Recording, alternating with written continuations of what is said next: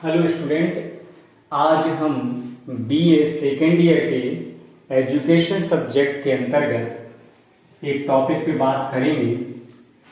हमने टॉपिक रखा है आज का जॉन डीवी के शिक्षा के उद्देश्य या जॉन डीवी के अनुसार शिक्षा के उद्देश्य। तो जॉन डीवी महोदय ने बहुत सारे शिक्षा के उद्देश्य बतलाए हैं।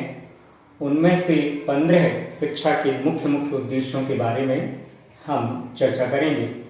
सबसे पहले उन्होंने बताया कि शिक्षा का मुख्य उद्देश्य है बालक की रुचि का विकास करना, अर्थात शिक्षा के द्वारा बालक की रुचियों को जानना, पहचानना, समझना और उन्हें विकसित करने का अवसर प्रदान करना ही बालक की रुचि का विकास कर सकता है। तो उन्होंने रुचि का विकास करना ही शिक्षा का एक प्रमुख उद्देश्य बतलाया है। दूसरा उद्देश्य उन्होंने बताया है बालक की योग्यता का विकास। प्रत्येक बालक में कुछ ना कुछ विशिष्ट गुण या योग्यता होती है जिसके आधार पर बालक को दूसरे बालकों से अलग किया जा सकता है।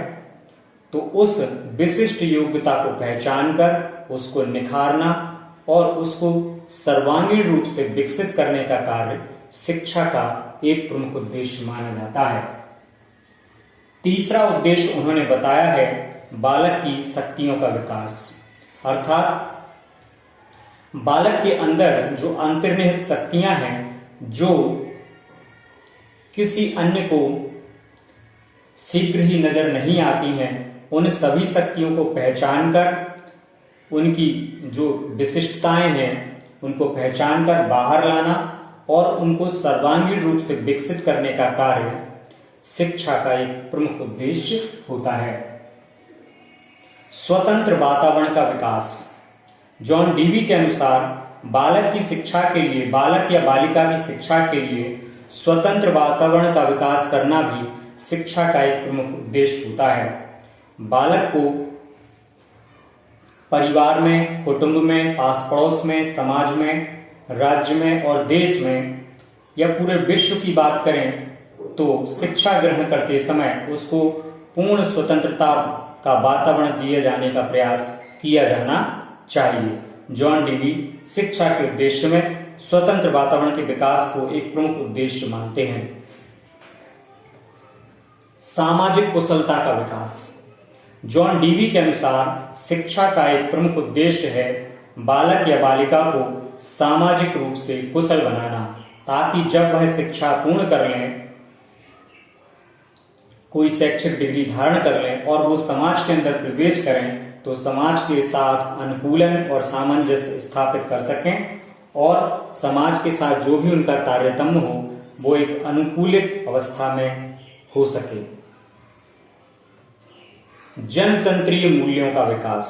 शिक्षा का एक प्रमुख उद्देश्य जॉन डीवी ने बतलाया है जनतंत्रीय मूल्यों का विकास, ताकि कोई भी व्यक्ति किसी अन्य व्यक्ति का शारीरिक, मानसिक या आर्थिक रूप से शोषण ना कर सके।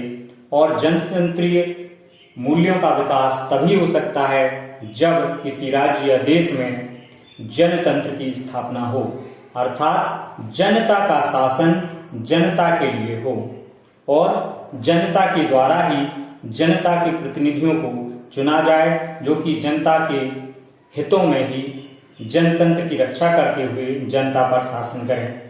तो जनतंत्र की स्थापना करना भी जॉन डीवी के अनुसार शिक्षा का एक प्रमुख उद्देश्य होता है, क्योंकि जनतंत्रीय वातावरण में ही प्रत्येक व्यक्ति को समानता प्राप्त होती है और धर्म, जाति, क्षेत्र, भाषा, संप्रदाय, खान पान, वेशभूषा, बोली इत्यादि के आधार पर उसके साथ भेदभाव नहीं किया जाता है और सभी के लिए नियम और कानून एक समान होते हैं।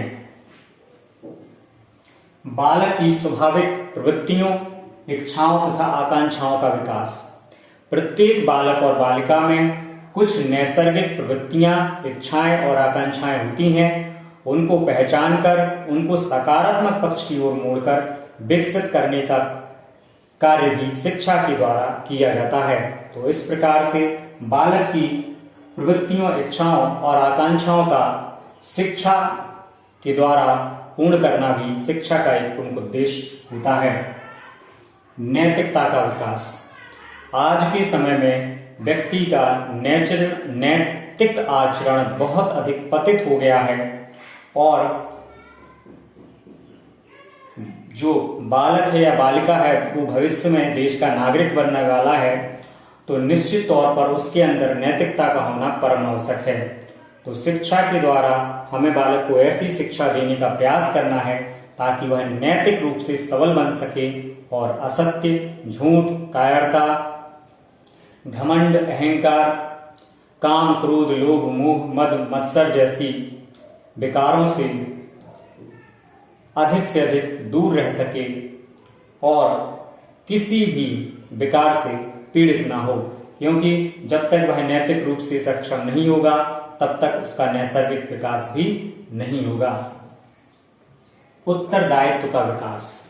शिक्षा का एक प्रमुख उद्देश्य जॉन डीवी ने बतलाया है, किसी भी बालक या बालिका में उत्तरदायित्व को संभालना की शिक्षा देना, ताकि बालक जब समाज में स्थापित होने का प्रयास करे तो अपने उत्तरदायित्वों को समझे और परिवार, समाज, राज्य और देश के कल्याण के लिए सर्वांगीण रूप से सोच विचार कर कार्य करे।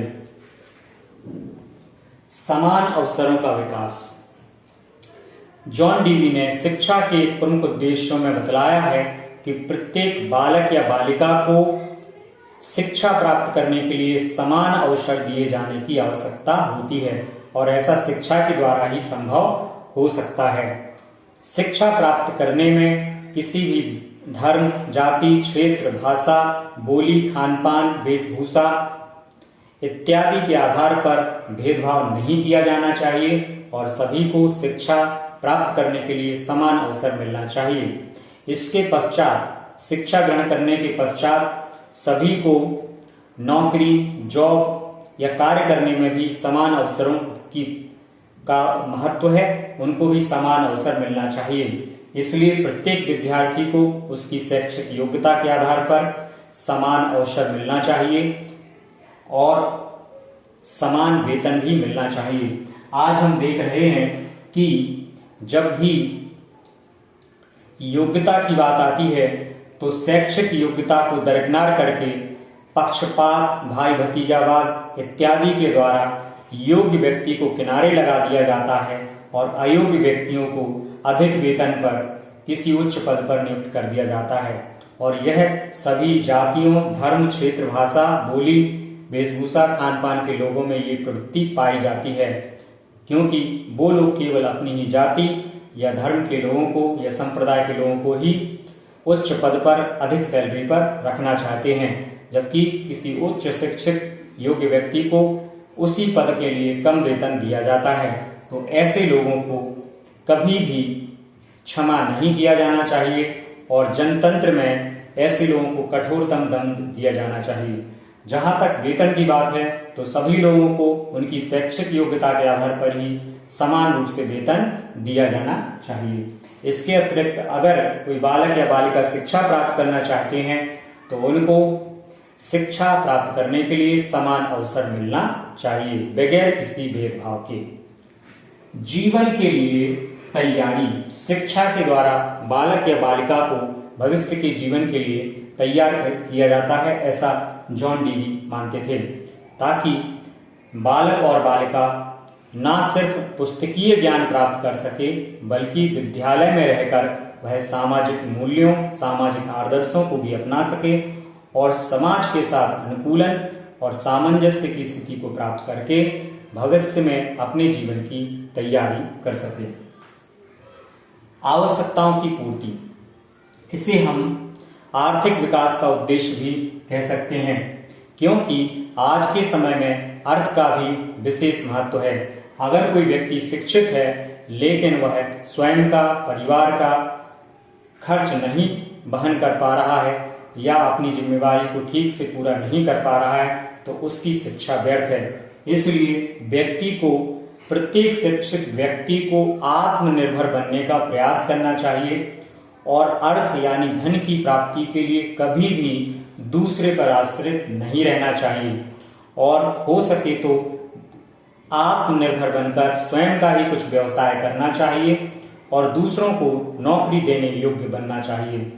शिक्षा का वास्तविक उद्देश्य तो यही है कि व्यक्ति आत्मनिर्भर बने और दूसरों को नौकरी दे, ना कि दूसरों के पास नौकरी मांगने जाए। वास्तविक शिक्षित व्यक्ति वही है जो कि दूसरों को कार्य देता है, दूसरों पर वेतन के लिए कभी भी आश्रित नहीं रहता है। चाहे प्राइवेट जॉब हो या सरकारी जॉब हो, किसी का भी पूर्ण रूप से ये नहीं कहा जा सकता है कि हमेशा ही वह जॉब बनी रहेगी। इसलिए व्यक्ति को सदैव आत्मनिर्भर बनने का प्रयास करना चाहिए और अपने परिवार के भी सभी सदस्यों को आत्मनिर्भर बनने के लिए प्रेरित करना चाहिए। यही शिक्षा का वास्तविक उद्देश्य है। व्यक्तित्व का विकास। शिक्षा के उद्देश्यों में जॉन डीवी ने एक प्रमुख उद्देश्य व्यक्तित्व का विकास भी बतलाया है। व्यक्तित्व के विकास के अनुसार व्यक्ति को या बालक या बालिका में ऐसे आदर्शों को विकसित करना चाहिए जो हमारे भारत में बड़े बड़े महापुरुष हुए हैं, उनके द्वारा बहुत सारे आदर्शों को स्थापित किया गया है, जैसे सत्य, अहिंसा, परोपकार, दयालुता इत्यादि को अपने जीवन में उतारना चाहिए ताकि आपका व्यक्तित्व दूसरों बालक और बालिकाओं के लिए एक आदर्श हो सके और दूसरे लोग आपको अपने आदर्श के रूप में स्थापित कर सकें। प्रगतिशील शिक्षा। जॉन डीवी का मानना था कि शिक्षा में लगातार प्रगतिशीलता रहनी चाहिए और किसी भी धर्म, जाति, क्षेत्र, भाषा, संप्रदाय, खान पान, बोली या पहनावे के आधार वाले लोगों की रूढ़िवादी, आडंबरपूर्ण और पुरानी प्रवृत्तियों को त्याग कर, ढकोसलों को त्याग कर हमें लगातार वैज्ञानिक प्रवृत्ति को अपनाते हुए शिक्षा में प्रगतिशीलता को स्थापित करना चाहिए। अर्थात शिक्षा को पूर्ण रूप से वैज्ञानिक पद्धति पर आधारित होना चाहिए और किसी भी तरह के ढोंग, आडंबर, कुरीतियों से सदैव ही शिक्षा को बचाया जाना चाहिए। जॉन डीवी में शिक्षा के उद्देश्यों में एक प्रमुख उद्देश्य बौद्धिक सक्रियता का विकास भी बतलाया है। अर्थात शिक्षा का एक प्रमुख उद्देश्य उन्होंने माना है कि बालक या बालिका के बौद्धिक विकास को महत्वपूर्ण स्थान दिया जाए। जब तक बालक का बौद्धिक विकास नहीं होगा, मानसिक विकास नहीं होगा, तब तक उसमें सकारात्मक और नकारात्मक पक्षों में से सकारात्मक पक्षों को चुनने की कला विकसित नहीं होगी। तो बालक को इस प्रकार से शिक्षा देनी चाहिए कि वह सकारात्मक पक्षों को अपनाए, समझे और उनको जाने और उनको अपने जीवन में उतार ले। तो शिक्षा का एक प्रमुख उद्देश्य बालक की बौद्धिकता का विकास करना भी जॉन डीवी ने बतलाया है।